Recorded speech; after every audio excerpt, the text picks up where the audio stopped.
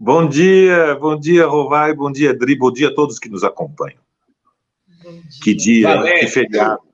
Eu vi que você estava aqui nesse meu empolgado editorial, e eu queria saber se você discorda, fica à vontade, mas eu queria ouvir tua opinião a respeito da estratégia bolsonarista, ou se você acha que não tem estratégia nenhuma por trás disso. Não, eu penso que há uma estratégia e tenho grande acordo com o que você falou. Veja, toda análise deve preceder a política, ou seja, existe a necessidade de nós calibrarmos a análise antes de tirar conclusões e, sobretudo, antes de decidir o que fazer.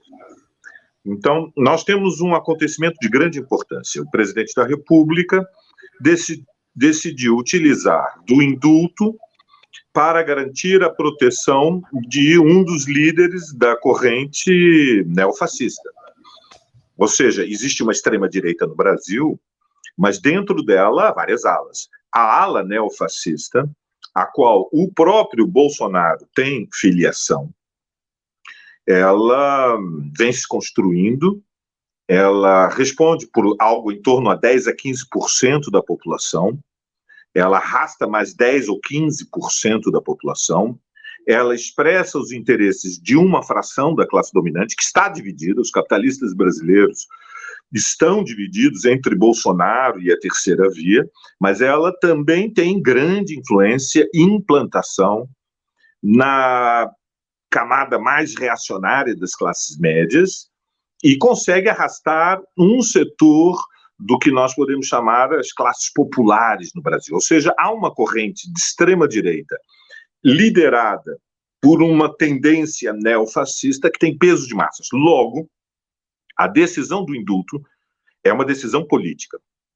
Eu reconheço que há sentido num debate técnico, jurídico, sobre a relação entre as instituições do poder, o lugar do Supremo, o lugar da presidência, o lugar do Congresso, mas isto é fundamentalmente uma decisão política, Rovai. E em que consiste essa decisão? É um confronto, é um desafio frontal do Bolsonaro à institucionalidade. É exatamente disso que se trata. Apoiado numa prerrogativa que é o direito da presidência ao indulto, Bolsonaro desafia frontalmente o Supremo e diz: há lugar para uma corrente neofascista na legalidade e ninguém vai conseguir ilegalizar os principais dirigentes da corrente neofascista e, seja qual for o resultado do processo eleitoral de outubro, nós viemos para ficar. Isto obedece a uma estratégia, evidentemente.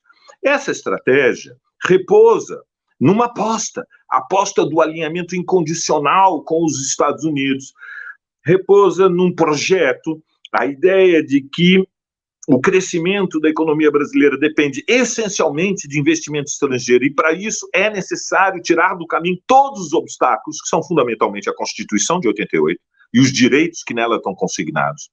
Portanto, um ataque frontal às conquistas dos trabalhadores em todos os terrenos. Isso significa os direitos econômicos, os direitos sociais, os direitos previdenciários, os direitos educacionais, culturais das massas populares no Brasil, para reduzir o país às condições que hoje prevalecem na Ásia e que atraíram trilhões de dólares ao longo do intervalo da última geração. Rovai, Dri, são mais de 30 anos em que China, Bangladesh, Filipinas, Indonésia, em menor medida a própria Índia, viram chover dólares. E a aposta de Bolsonaro é que, com a crise no mercado mundial, que está fraturado a 2 mercados mundiais depois da guerra da Ucrânia, o sistema internacional dos Estados, ele implodiu. Não pode ter reunião do G20. Rovai, Dri, não pode ter reunião do G20, porque senão a Rússia está dentro da reunião. A aposta é que, com esta clivagem dentro da ordem internacional, o lugar do Brasil tem que ser de um alinhamento incondicional com o bloco da OTAN para receber como benefício investimentos estrangeiros maiores, deslocamentos de dólares. E, para isso, a extrema-direita está disposta a ser um instrumento de uma contra-revolução econômica e social. Então, o Bolsonaro está dizendo para a classe dominante: nós não estamos de brincadeira. Este processo eleitoral não vai ser como o de 2018, não vai ser como o de 2014. Ele está dizendo: não toquem nos meus, não vão fazer com o Silveira e com os líderes da extrema-direita aquilo que nós fizemos com o PT, criminalizamos a direção do PT, colocamos Ediceu na cadeia, prendemos o Lula durante mais de 500 dias numa sala da Polícia Federal em Curitiba. Não vai acontecer isso conosco, não vai. E enquanto eu estiver no poder, está dizendo Bolsonaro, não toquem nos meus, são intocáveis, nós somos os intocáveis. Portanto, é um desafio frontal às liberdades democráticas. Logo, como você disse com toda razão, isso exige uma resposta à altura. Essa resposta, ela passa pelo Congresso Nacional, pelo iniciar imediatamente um processo para a cassação do mandato do Daniel Silveira, que tem que ser cirúrgico. A mão não pode tremer. Por outro lado, passa pelo 1º de maio. Nós temos que ser capazes de construir, no 1º de maio, mobilizações de massas em torno das liberdades democráticas. Silveira foi além de tudo o que é tolerável dentro dos limites do regime. E, finalmente, passa por uma pressão sobre o Supremo Tribunal para que se defenda, não se renda diante do ultimato de Bolsonaro. É um ultimato político. E um ultimato só pode ser desafiado derrubando a decisão do indulto. Não há como o Supremo recuar. Um recuo do Supremo, nas atuais condições, seria uma decisão muito perigosa para as liberdades democráticas. Daniel Silveira, o halterofilista, o gladiador da extrema-direita, se sair impune deste processo, se transforma num ícone, num símbolo. Eu sou intocável. Compreendem? A força tem um poder de atração imenso. Eu penso que a esquerda, seja moderada, seja radical, inclusive os democratas, aqueles que não concordam com a nossa perspectiva socialista, mas têm compromisso com o regime, a democracia, as liberdades democráticas, devem compreender o perigo que significa a legalização de uma corrente neofascista no Brasil. E vejam, isso tem uma certa importância, porque Bolsonaro se apoia no centrão, que é a extrema-direita em geral. Mas Silveira é liderança, porta-voz, expressão da corrente neofascista. Valério teve um problema. Travou. E eu queria aproveitar esse momento para ler uns superchats, e o Valério já vai voltar, e pedir a vocês, a gente tem aqui a possibilidade de fazer um ingressinho, contribuir, virar membro. Hoje aqui a comunidade está meio assim, eu estou gostando, mas não vou pagar um ingressinho nenhum aí para poder fazer esse jornalismo legal que a Fórum faz. Valério, continue. Não é isso. Eu creio que este é o desafio. Iniciar com uma boa negociação, o mais ampla possível, um processo de cassação, Daniel Silveira no Congresso Nacional, ir às ruas, construir um grande 1º de maio, explicar pacientemente que há limites e que o Silveira cruzou todos os limites, desafiou o que são as liberdades democráticas, que são indissolúveis, que são a conquista mais importante da nossa geração, e confrontar, medir forças. Não há como não ir para uma medição de forças. Tem que ser inteligente, tem que ser articulada com A mobilização popular, a iniciativa institucional, mas tem que ser firme, tem que ser irredutível. A mão não pode tremer. Renato, Dri. Vamos ler os superchats aqui, tá. Vai. Aí a gente já continua aqui. Eu vou agradecer a galera que está aqui colaborando com a TV Fora. Miriam Teixeira, obrigada, Miriam, mandou um super sticker. Cláudia Soares, obrigada também pelo super sticker. Tem aqui alguns comentários dos membros, que é a galera que apoia aqui a TV Fórum. Rodinei Flores diz: vamos reconhecer nossos erros. Se tivéssemos utilizados esses expedientes no mensalão, Lava Jato, ataques a Dilma, não teríamos permitido entortar a justiça. Agora está torta e Bozo fez o certo para ele, diz aqui. Depois a gente comenta essa fala também. Tem o Marcelo Lacerda, pergunta: onde está a UNE, onde estão os estudantes? A ausência de manifestação injustificável, diz. O Denis de Oliveira, nosso querido colaborador aqui também, colunista da Fórum, diz: absurdo o que estamos vivenciando, mas este episódio é didático para que tenhamos consciência que não estamos vivendo em uma normalidade democrática. A Maria Eduarda, obrigada pelo superchat, ela diz: boa tarde, se o Supremo revogar a graça baseado no fato de não ter transitado em julgado, assim que transitar, ele pode conceder a graça novamente? Ele faria para peitar o Supremo? Eu entendo que sim. E tem também aqui, Rovair Décio Amadil, diz: estamos vivendo realmente a distopia brasileira. E como disse o Zé Simão, não foi um indulto, foi um insulto. Fora Bolsonaro e sua quadrilha, diz o Décio. Obrigada, Décio. Manuel Justino de Jesus de Oliveira diz: deve ser outro dia, um amigo me disse o seguinte: chamar o diabo é fácil, ruim é mandar ele embora. O STF ajudou a parir o Satanás presidente, agora quer reclamar de quê?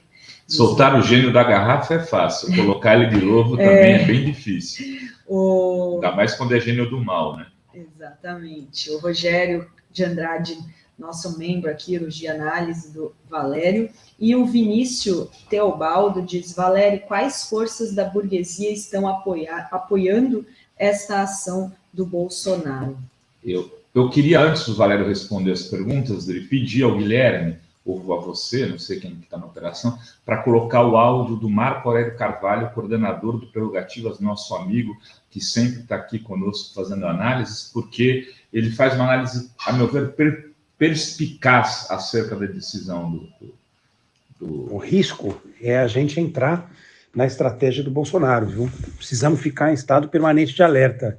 Ele faz isso, cá entre nós, de propósito. Ele quer atiçar as hordas que dão sustentação para o governo dele e para as maluquices que ele está tentando implementar no país, né? Então isso tem endereço certo, é atiçar essas hordas, quer passar a impressão de que tem autoridade, de que esse país tem dono, de que sabe usar a caneta, e, por outro lado, quer colocar essas hordas contra o próprio Supremo, né? Quer trabalhar a ideia de que o Supremo é condescendente com o criminoso e apena aqueles que dão suas opiniões sobre temas dos mais variados tipos de espécies, né? Então é um tribunal que passa a mão em bandido e que pune determinadas pessoas por conta das suas opiniões. Isso é o que ele quer passar o tempo inteiro para a base de sustentação dele, né? Então eu acho que ele quer atiçar essas hordas, ele tem realmente o objetivo de colocar esse povo contra o Supremo Tribunal Federal e criar realmente a ideia de que ele precisa permanecer no país para, quem sabe, nomear outros ministros e a partir daí mudar esse tribunal que tanto mal faz para o país. Então, o que você, respondendo as pessoas que fizeram perguntas e também comentando essa análise do Marco Aurélio, o que você acha, Valério? Eu acho que o Marco Aurélio tem toda a razão. Nós temos uma corrente neofascista. Problemas na conexão do Valério. Vamos... Eu vi que tinha mais um superchat aqui, Dri. Deixa eu ver aqui. Que deve não ter... sei se é superchat ou se foi... A minha internet está oscilando, mas eu dizia, se vocês me permitem concluir, nós temos uma corrente neofascista com peso de massas no Brasil. Isto é um fato, entre 10% e 15%, com um peso muito grande no interior da classe dominante. Me perguntam quais setores. Vejam, seguramente Bolsonaro tem um peso majoritário no agronegócio. Bolsonaro também tem expressão no setor industrial. Vocês, se acompanharem as análises econômicas, verão que a fração industrial da burguesia não parou de ganhar dinheiro ao longo dos últimos 3 anos e meio. A taxa média de lucro vem subindo desde o golpe, desde 2016, ainda que num contexto, no fundamental, de estagnação da economia brasileira. Ele tem audiência em setores médios, setores acomodados das camadas médias, que são política, social, moralmente conservadores, e por outro lado tem alguma audiência em setores populares por variados fatores, o peso das igrejas evangélicas,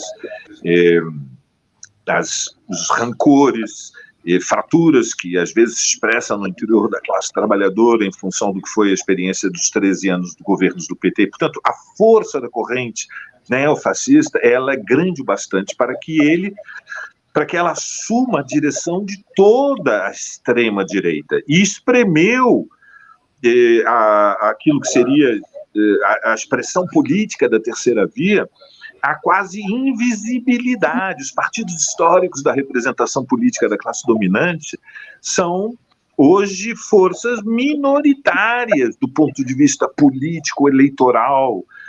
Então, Bolsonaro parte para a contraofensiva, como a tática do indulto obedece a uma estratégia de localização numa eleição muito polarizada para conquistar um segundo mandato, e dizendo à sociedade brasileira, sem muitas mediações, do seu jeito tosco, bruto de ser, que um segundo mandato ele vai mudar o regime político. Não é que somente que ele vai indicar reacionários para o Supremo Tribunal Federal. Ele quer um regime autoritário no Brasil, ele quer um regime bonapartista, ele quer subverter as liberdades democráticas, ele quer destruir as conquistas da Constituição de 88. Portanto, Bolsonaro é um perigo. O neofascismo no século XXI não vai operar como operou durante o período da Guerra Fria, Rovai, Dri, todos aqueles que nos escutam. Em 64, eles foram para o golpe, métodos de guerra civil, tanques nas ruas, ou seja, mobilizaram as forças armadas, as polícias, para, através do terror, garantir a estabilidade do capitalismo periférico brasileiro. Não podem ir para os métodos da guerra civil, mas podem subverter o regime por dentro. A estratégia é subversão do regime democrático, mas obedece a um projeto de país. Há um projeto de país. Ele quer fazer do Brasil as Filipinas, como é o Duterte, um paraíso para o investimento internacional com custos produtivos asiáticos e, portanto, a destruição dos direitos dos trabalhadores. As camadas médias, que se sentem seduzidas pela demagogia neofascista, estão desconhecendo que nesse projeto tampouco há lugar para elas. Não é somente uma ameaça à classe operária, à classe trabalhadora, às camadas populares dos grandes centros urbanos, é uma ameaça também às camadas médias. Porque se Bolsonaro vencer, como nos alerta o mundo da cultura, o mundo da universidade, o mundo da arte, como nos alerta a inteligência brasileira, todas as liberdades democráticas estarão ameaçadas. É assim. Eles não têm freios. Olhem para a urbana Hungria, olhem para o que aconteceu na Polônia, virão ataque aos direitos reprodutivos das mulheres, virão ataque às liberdades dos LGBTs, o mundo da universidade, o mundo da cultura e da arte será intimidado, censurado, perseguido. E, portanto, é a contra-revolução. Estão certos aqueles que dizem que ele utiliza métodos da contra-revolução. E eu não tenho dúvidas, Rovai, ele vai chamar as ruas. Não é campanha eleitoral a frio, é campanha eleitoral a quente, meu velho. Como você falou, é a quente, é duro. Evidentemente, nós estamos todos perplexos com o grau de arbitrariedade da decisão de ontem. Estamos todos chocados. pela violência verdadeira. Na verdade, vamos combinar, defender Silveira é muito difícil, gente. O Silveira é a caricatura da caricatura da caricatura do Mussolini. O Silveira dá medo a qualquer um, não precisa ser de noite no lusco-fusco, ao dia, batendo a luz do sol, olhar o Silveira, a sua expressão corporal, o seu discurso, é assustador. Como é que um homem como Silveira se apresenta diante de uma sociedade como a brasileira e diz: nós queremos governar, nós queremos decidir os destinos do país, nós é que representamos o futuro. O homem que subiu em cima de um carro de som e quebrou a placa da Marielle Franco. Nós estamos falando de algo que tem um elemento, não quero ser hiperbólico, exagerado, mas é algo monstruoso, algo bárbaro, algo que é uma regressão histórica, em uma escala, numa proporção, que deve fazer todas as camadas médias, os setores com instrução mais elevada da sociedade, ficarem muito preocupados. Como disse o Marco Aurélio, e termino com essa observação, os neofascistas têm hordas, se apoiam em milícias, se apoiam em uma parcela da população muito, muito extremada, que tem armas. Então, eu não sei quanto tempo vai ser preciso para a gente assistir a algo como nos Estados Unidos, que são manifestações de rua armadas, com esta gente saindo com as armas, se exibindo com as armas na mão para produzir a intimidação. Eles têm que ser interrompidos, eles não podem passar. Rovai, Dri, todos os que nos escutam, o 1º de maio, nós temos que levar centenas de milhares. Em São Paulo, na Praça... Tem condição para isso? Charles Miller, em todo o país, velho. Diga. Tem condição para isso? Eu fico pensando, olha, nós estamos no dia 22, eu concordo contigo, eu acho que o 1º de maio seria o momento de dar uma demonstração de força, de grande monta, né, para o bolsonarismo, para os setores que, de alguma maneira, decidem os rumos do país, né, que esse establishment falar: nossa, tem povo na rua contra o Bolsonaro. Agora, falta uma semana, nossas centrais têm capacidade de mobilizar isso. Quem teria que chamar esse grande 1º de maio de resposta ao bolsonarismo, que teria condição de fazer isso, conduzir essa demonstração de força? Eu creio que nós todos temos um papel, digamos, a esquerda radical tem um papel, o PSOL tem um papel, acho que Boulos tem um papel imenso, mas evidentemente a principal liderança popular nacional é o Lula. O Lula, neste momento, tem que... bom, não quero ser presunçoso. É meio difícil dizer o que o Lula deveria fazer, mas, digamos, se eu estivesse no lugar dele para usar uma mediação, eu não teria dúvida em gravar vídeos para a convocação do 1º de maio em todas as grandes capitais. Além disso, é muito importante para que o movimento possa ser construído que nós garantir as condições materiais para que isso seja possível. O 1º de maio será num dia de domingo, mas para uma parte enorme do nosso povo é fundamental ter acessibilidade. Isso significa que numa cidade como São Paulo nós temos que botar alguns milhares de ônibus para poder fazer a conexão. E nós vamos ter que, digamos, vamos ter que gastar muito dinheiro nos sindicatos, em todos os movimentos, as camadas médias fazerem doações, porque nós temos que levar centenas de milhares de pessoas, e a escala nacional, alguns milhões das ruas, está ao nosso alcance. É um desafio. Não é simples. Há muito tempo que nós não colocamos milhões nas ruas. Então, é um desafio muito grande. Mas nós não temos escolha. Nós não temos escolha. Há uma corrente neofascista que está se impondo na legalidade com o apoio da Presidência da República, desafiando o Congresso e desafiando o Supremo Tribunal Federal. A institucionalidade foi toda subvertida. Então, eu não sei se o Supremo vai tomar uma decisão antes do 1º de maio. não sei qual é o calendário do Supremo, nós temos de ver quando vai ter a sessão.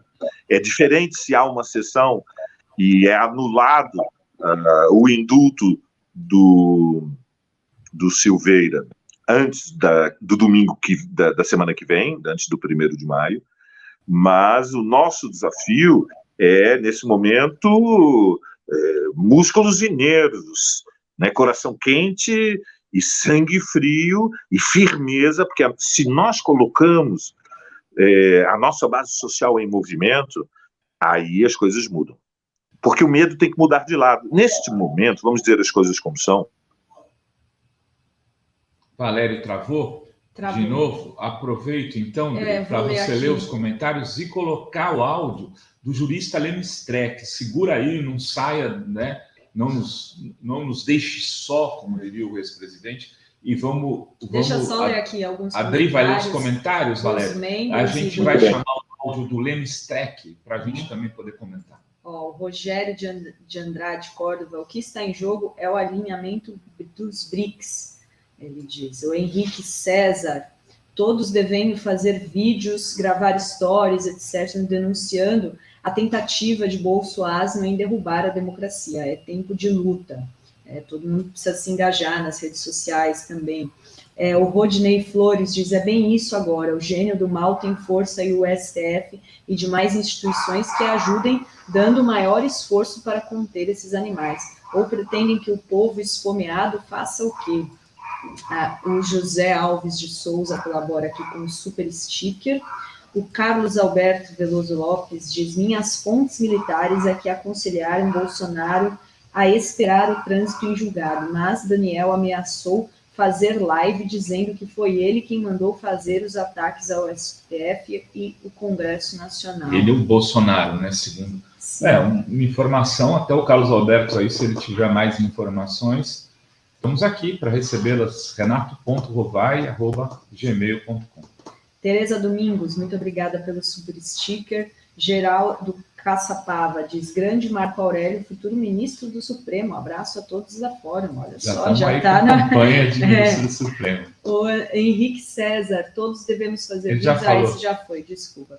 Aí tem aqui também o Edelcio José Mariano. O Alan dos Santos, que está foragido nos Estados Unidos, também pode ganhar um indulto. Né? Ele também, né? Está foragido. A Maria de Fátima fala, muito boa análise do Arcari. Vale o corte, edição. Com certeza terá no final de semana só o trecho do Valério. Então vamos ouvir agora o Lênin Streck e a gente volta aqui para os comentários. Esse caso do decreto do Bolsonaro é uma provocação ao Supremo Tribunal. Talvez tenha sido o ato mais ousado do presidente Bolsonaro nesse confronto constante que ele tem com o Supremo Tribunal. Trata-se de um decreto com desvio de finalidade, um decreto que extrapola tudo aquilo que se entende por graça, indulto, enfim. Embora alguém diga, está dentro das prerrogativas do presidente, bom, isso não quer dizer nada. Imagine se a moda pega todos os parlamentares que coloquem em xeque todas as prerrogativas, que xinguem todo mundo, que agridam, que invadam, que sejam condenados pelo Supremo, no dia seguinte poderão ter, de qualquer presidente da República, o respectivo ato de indulto ou graça. Isso não tem nenhum sentido. Toda medida no direito tem que ter um grau de universalidade. Significa dizer que, em qualquer circunstância, ela pode ser dada. Imagina, nesse caso, uma pena que de regime fechado simplesmente é anulada pelo presidente da República por um ato de graça ou anistia. Isto é nada mais, nada menos do que um ato político travestido de jurídico para provocar o Supremo Tribunal. Resta saber o que o Supremo vai responder, porque digamos que estejamos numa espécie assim de democracia match point. quando a bola fica em cima da rede e não se sabe para que lado cai, sabe para que lado cai, sabe para que lado cai.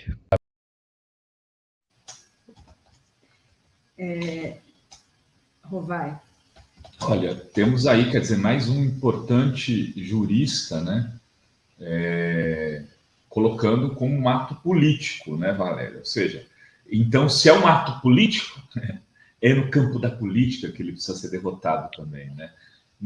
É importante que o Supremo seja duro, seja firme na derrota em derrotar esse ato do Bolsonaro, mas ao mesmo tempo vai precisar de uma luta política para derrotar esse espírito, né, do bolsonarismo, a meu ver. Eu creio que o Enio fez um alerta, agregou algo como conceito. O Enio agregou um conceito que creio que é muito importante, Rovai, Dri.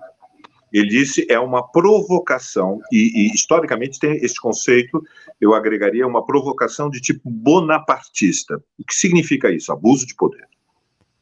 É nisso que consiste a transgressão dos limites constitucionais do exercício do poder da presidência. A provocação bonapartista, abuso de poder. O abuso de poder é um conceito muito importante.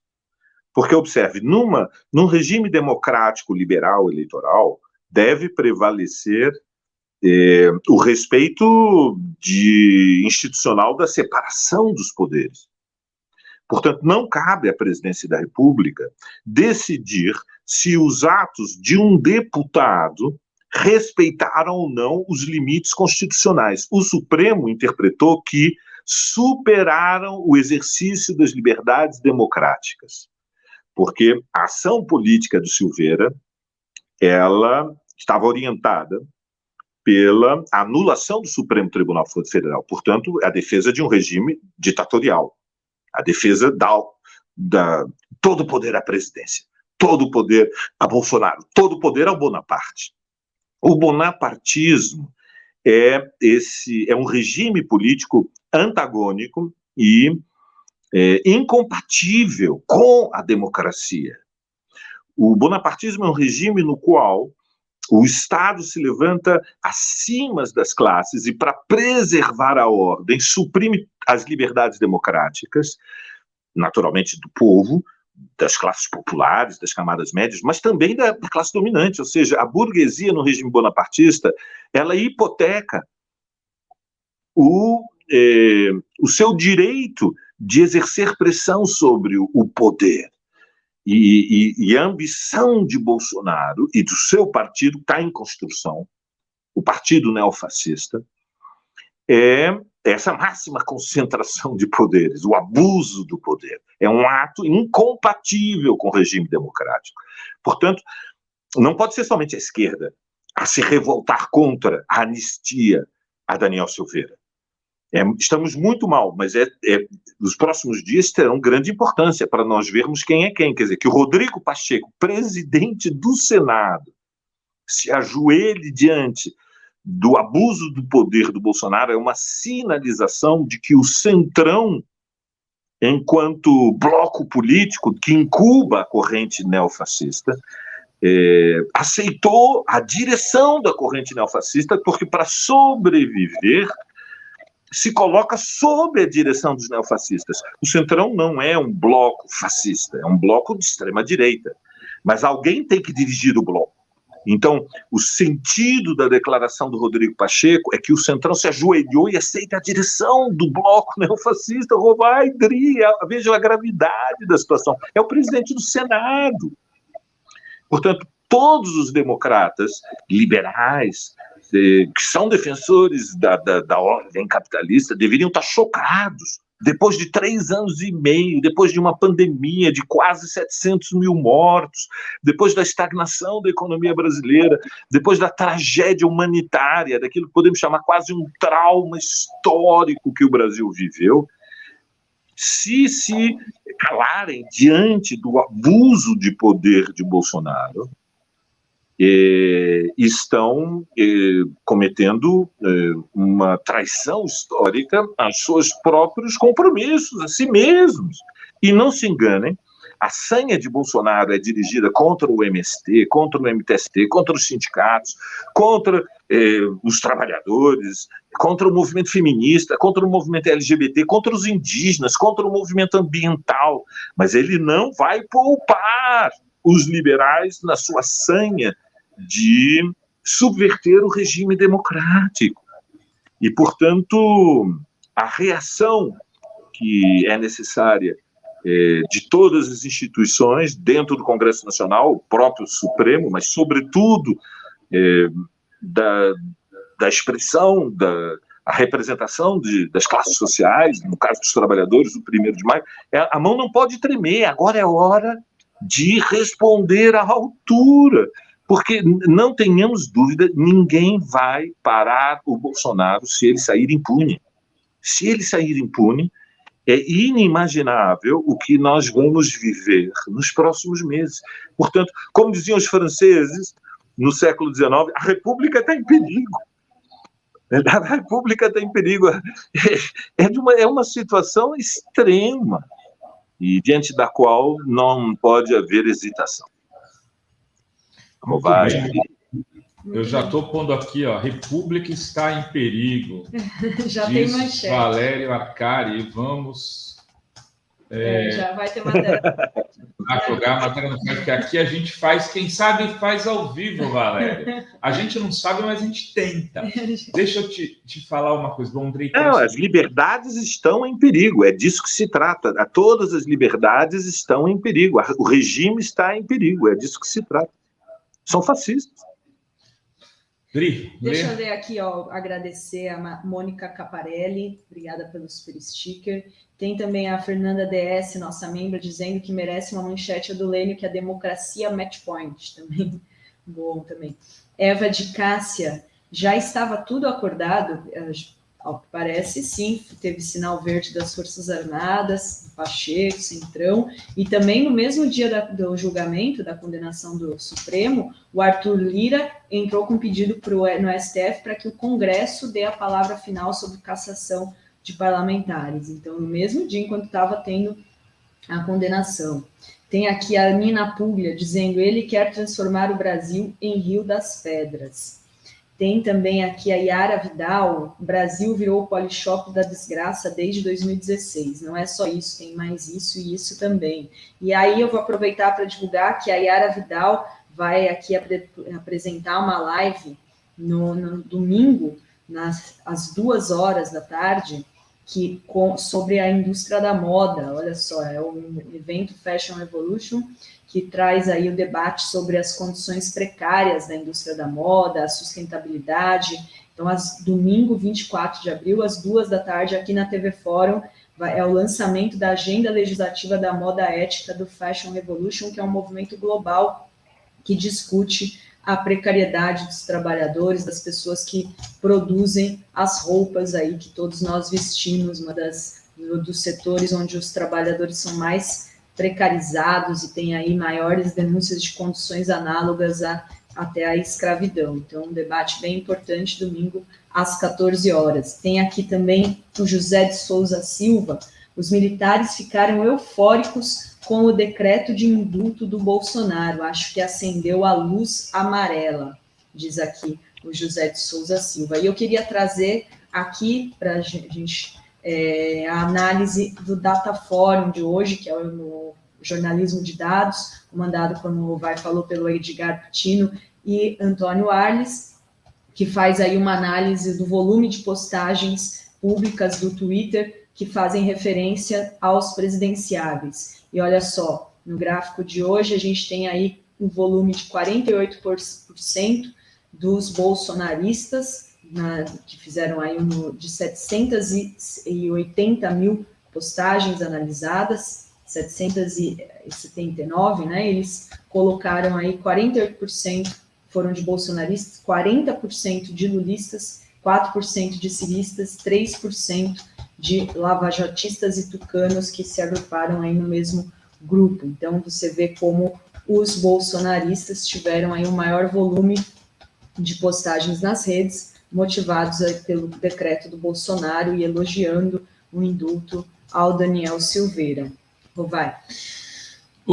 Você leu já as análises de rede? Acho que o Dataforum agora passa a ser um instrumento fundamental para entender os movimentos do Bolsonaro, viu, Valério? Porque eu fui olhar o estudo feito coordenado pelo Antônio Arlitz e pelo Edgar Piscino, tem coisas importantíssimas. Acho que a Adri está divulgando o link aí da matéria. Eu vou compartilhar aqui na tela também, Rovai, para a gente... Tá. E entre outras coisas, assim, como você vê que essa decisão dele unificou a tropa, construiu, deu energia, deu vitamina para a guerra, a partir de um ato de força. As pessoas, a base bolsonarista, precisa que ele haja como um líder forte. Ela quer ele brigando com o Supremo, ela quer ele lutando contra a democracia, inclusive. Então, e ontem elas fizeram metade do debate nas redes. Metade. E aí eu fui olhar os principais influenciadores, olha, tem uma advogada, que provavelmente daqui a pouco deve ser candidata a deputada, né, que explodiu de RTs, é a segunda maior influencer, só atrás do Bolsonaro, de todos os influencers da rede, porque ela deu caráter de legalidade, defendeu a tese que o bolsonarismo defende. Chama Paola Daniel. Paola Daniel, aqui fazendo propaganda gratuita dela, se for ser candidata. Ela tem uma rede semelhante à minha, 100 e poucos mil seguidores no Twitter, não é nenhuma grande player, né, uma player média, e foi ontem a segunda maior influencer das redes no Brasil. Meu Deus. Ele tá, o pessoal estava falando de outra análise de rede sobre sentimento, que é do exame. Esse daqui é diferente. Essa análise, ela calcula o volume das redes, né? A gente até perguntei aqui para o Arles, é diferente. A outra é de sentimento de rede em 24 horas, só no dia 21, então mostra aí o volume da rede, não é o sentimento. Vai.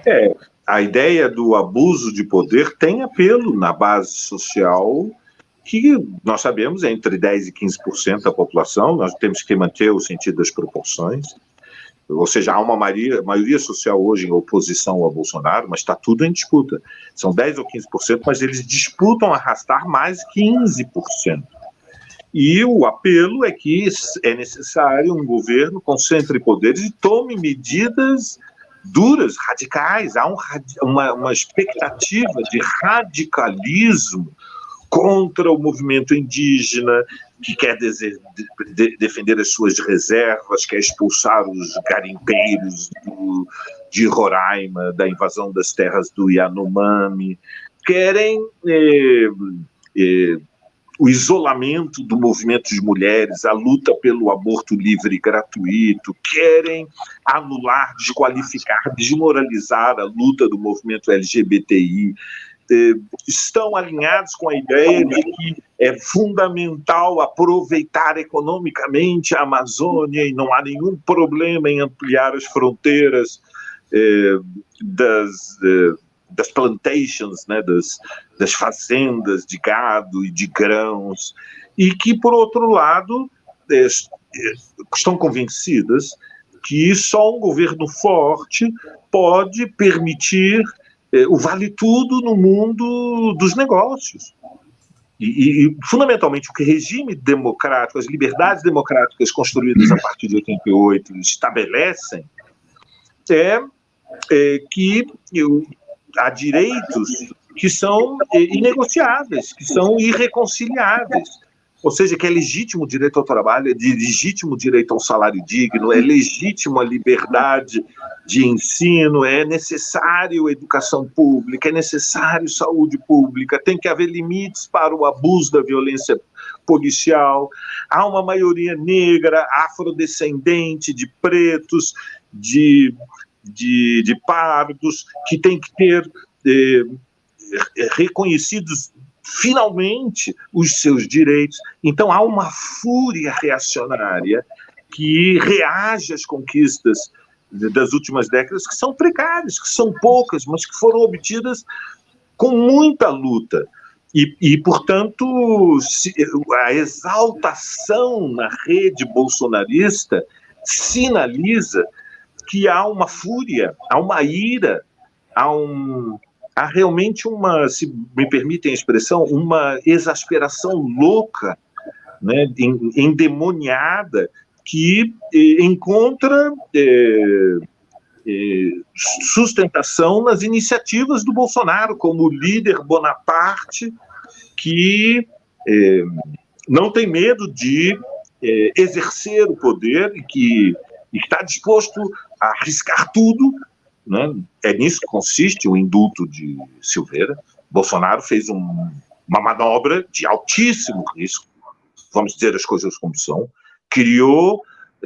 abriu uma contraofensiva, passou para a ofensiva. Nós temos que responder à altura. Se não respondermos, a contraofensiva não será interrompida.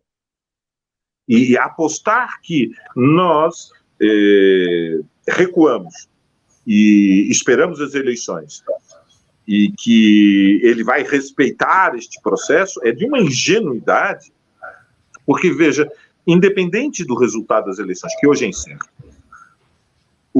a corrente neofascista com peso de massas não desaparece no Brasil no dia seguinte. Colocar o voto numa urna não tem o poder mágico de anular a existência de uma corrente que movimenta dezenas de milhões de pessoas.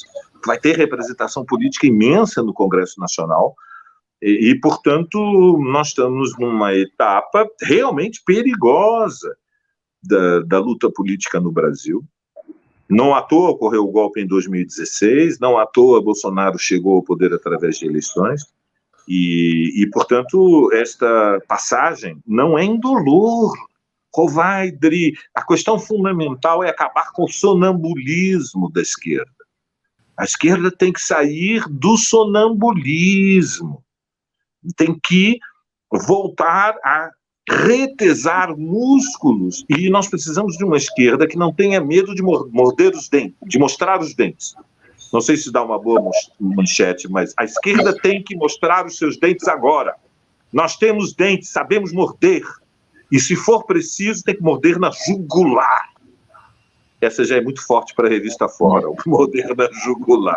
Mas é divertida, porque eles estão nos provocando. A verdade é que é preciso garra. É preciso coragem, é preciso confiança, é preciso vontade, é preciso esperança, muita esperança. Ao mesmo tempo, é preciso paciência, porque nós temos que dar passos que estão ao nosso alcance. O que nós podemos fazer hoje é ir às ruas no 1º de maio e, através das instituições, no Congresso Nacional, tomar iniciativas, pedir a cassação de Silveira, através das nossas mídias, debater as ideias, por que Silveira não pode ficar impune, por que é legítima a decisão do Supremo Tribunal Federal de estabelecer limites às provocações. É um crime imaterial fazer declarações absurdas, é um crime imaterial, mas as palavras têm peso, as ideias têm força, porque elas incendeiam a imaginação de milhões de pessoas. Não se pode falar qualquer coisa. É preciso saber quais são as condições nas quais se faz a luta política. Porque, no fundo, e vou ser muito severo agora, Rovai-Dri, o que eles estão usando é a ameaça da guerra civil. É disso que se trata. E em tempos de guerra da Ucrânia, nós temos que ser sérios. O que eles estão dizendo é um blefe. Atenção, vou repetir. É um blefe. Mas o que eles estão dizendo é que não há limites na nossa sanha pelo poder. E nós não aceitamos que aqueles, entre os fascistas, há os intocáveis. Não reconhecemos a legitimidade do Supremo Tribunal Federal. Tem que calar o Supremo Tribunal Federal. Não Silveira. É o Supremo que tem que se calar, não Silveira. Nós temos que dizer, Silveira tem que ser calado. Dri, vai. Muito bem. Deixa eu ler aqui uns superchats. O Carlos Alberto Veloso Lopes diz: o STF deveria logo se pronunciar e dizer que vai analisar o indulto após o trânsito em julgado da sentença e expedição do mandado de prisão, e acabar com a celeuma. E a Marilice Fernandes Garotti diz: o fascismo fascinante deixa a gente ignorante e fascinada. E tem poesia aí, ó, Haikai. Bruno Ribeiro, obrigada pelo super sticker. E a Fernanda DS faz aqui uma pergunta: Valério, como tu explica a ausência também do povo politizado nas ruas, tão atuantes nos comentários das lives, mas não participam dos atos? Comodismo? Deixa eu só, antes de passar para o Valério, dizer, o Felipe Eduardo está questionando o Dataforum usar o Twitter, que ele diz que o Twitter não pode servir como bússola de análise de redes. Só que assim, Felipe, é o que se faz no mundo inteiro, né? Inclusive em estudos acadêmicos, todos os estudos de rede são baseados no Twitter. Ele é uma rede mais elitista? É verdade. Quem está nele costuma tá num nível cultural um pouco acima da média e um nível acadêmico, financeiro, enfim, ele é uma rede mais de elite. Mas, por outro lado, é essa rede que é a mais afetada quando tem grandes debates públicos. Quando pega um tema como esse, e você vai medir, quando você pega grandes temas, ela é, sim, utilizada como referência para estudos. E, assim, quero dizer para ti que já participei de vários debates na universidade, em encontros de comunicação, com análise de redes sendo feitas e utilizando como referência e mostrando resultados de comparação, inclusive, em alguns casos, com pesquisas eleitorais, como eu vi o meu amigo, meu professor lá do Chile, da Universidade de Vinha del Mar, agora me foge o nome dele aqui, que apresentou estudos baseados no Twitter com comparativos de humores das disputas eleitorais lá no país com precisão muito alta. Então, é evidente que a gente não vai trazer isso para resultado eleitoral, mas para demonstração como se movimentam as redes comparadas com ela mesma. Então, você percebe que num dia como hoje, a rede bolsonarista praticamente dominou os debates, a metade dos tweets foram deles. Isso significa o quê? Que nesse dia, comparado com o anterior, ela ganhou mais volume. Enfim, é um debate mais teórico, mas eu queria fazer esse esclarecimento. E aí tem a pergunta da Fernanda, Valério, para você responder, como explica aí o povo politizado não está nas ruas, e já também, se eu passar para o seu destaque final, que a gente já está encerrando a live de hoje. Muito bem. Olha, eu penso que... Por que as pessoas... Por que não tivemos, no ano passado, mobilizações com milhões nas ruas? Muitos fatores. Problemas muito complexos, não são monocausais, são pluricausais, muitos fatores. Em primeiro lugar, nós temos que ser consciência que nós estamos numa situação, considerando a relação social de forças, os últimos 5 anos foram muito desfavoráveis, ou seja... o marxismo utiliza uma régua, Fernanda. O critério é interpretar em 2 níveis, 2 graus de abstração diferentes, qual é a relação social de forças, qual é a relação política de forças. A relação social de forças, ela mudou durante o ano de 2015 e 2016, e foi por isso que o bolsonarismo, naquele momento embutido dentro da campanha construída pela Lava Jato e apoiado por todos os partidos da direita liberal, tradicional, PSDB, o antigo PFL, depois Democratas, agora União Brasil, enfim, toda a direita apoiou mobilizações, levaram 5, 6 milhões de pessoas às ruas para apoiar o impeachment. Isso mudou uma relação social de forças, porque a esquerda não conseguiu mobilizar na mesma escala, com 5, 10 milhões de pessoas, contra o golpe. Na relação política de forças, nós estamos assistindo, pelo menos desde meados do ano passado, depois do impacto da segunda onda da pandemia, uma alteração, uma inflexão positiva, ou seja, nós recuperamos posições, mas veio num processo lento, nós não conseguimos levar milhões às ruas. Por quê? Porque as pessoas se sentem inseguras, machucadas, estão politicamente podemos dizer, um pouco perplexas com a gravidade do que significou 3 anos e meio de governo Bolsonaro. Quando é que as grandes massas vêm às ruas? Elas vêm às ruas quando elas confiam na vitória. É preciso que a vitória esteja perceptível, esteja no nosso horizonte. O que significava o ano passado ter a vitória no horizonte? A perspectiva de que era possível, através daí das ruas, alterar a relação política de forças no Congresso Nacional. Nós não conseguimos fazer isso.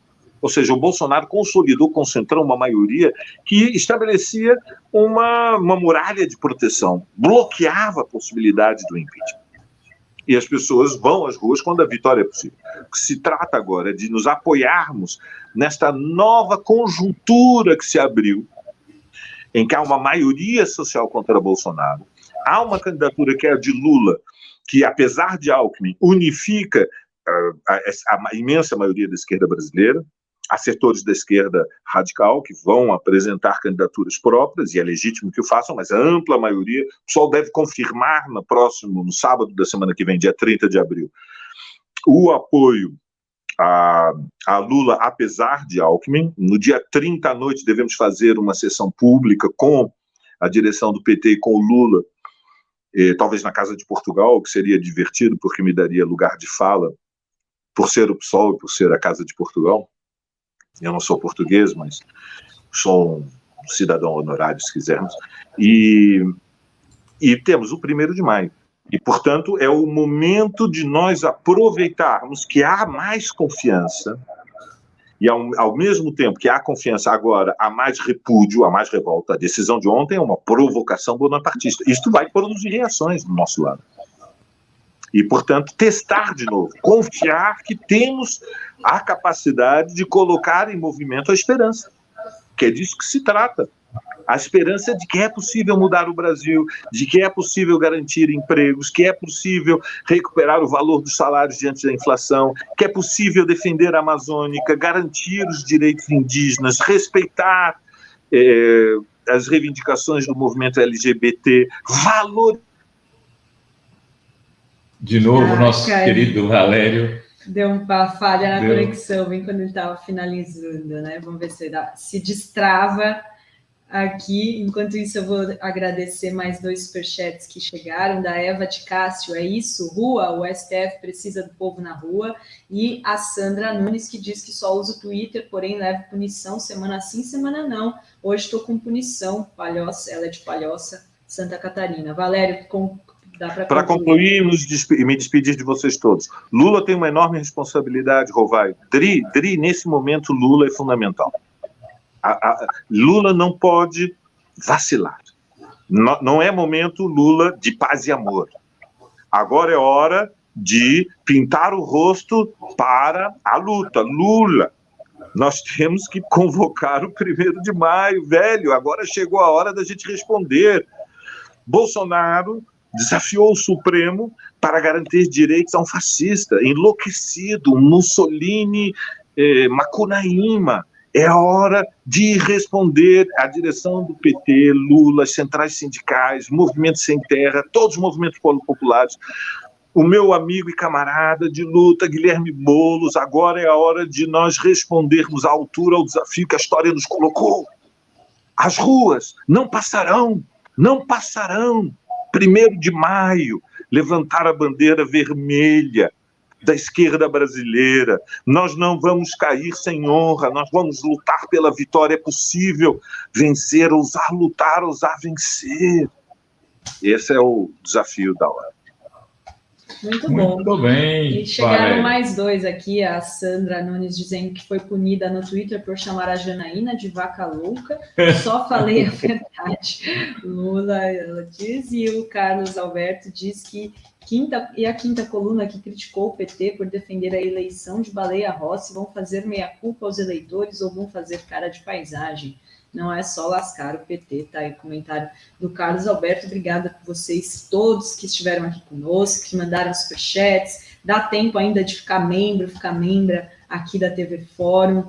Hoje a programação ainda continua, às 17 horas tem o programão da Fórum com a Sinara Menezes. Fiquem ligados nos cortes das entrevistas no final de semana, e a gente volta na segunda-feira aqui no Fórum 11h30. Lembrando que na segunda-feira de manhã, 6h30, tem estreia do novo Jornal da Fórum, do novo Fórum Café, que é às 6h30 da manhã, vai ter estreia com Mauro Lopes apresentando junto com o Plínio Teodoro, e vai trazer já na segunda, às 6h30, uma entrevista com a Fátima Bezerra, governadora do Rio Grande do Norte, além de um time aí de comentaristas. Todos os dias, na segunda, aí tem Oliana Cirne, Luiz Costa Pinto, Matias Alencastro, Tamiri Sampaio, Duda Hidalgo, William De Luca, e todos os dias vai ter aí um montão de gente comentando e sempre um grande entrevistado. Então, a partir das 6h30 na segunda-feira que vem, o Valério, inclusive, vai estar também no Fórum Café.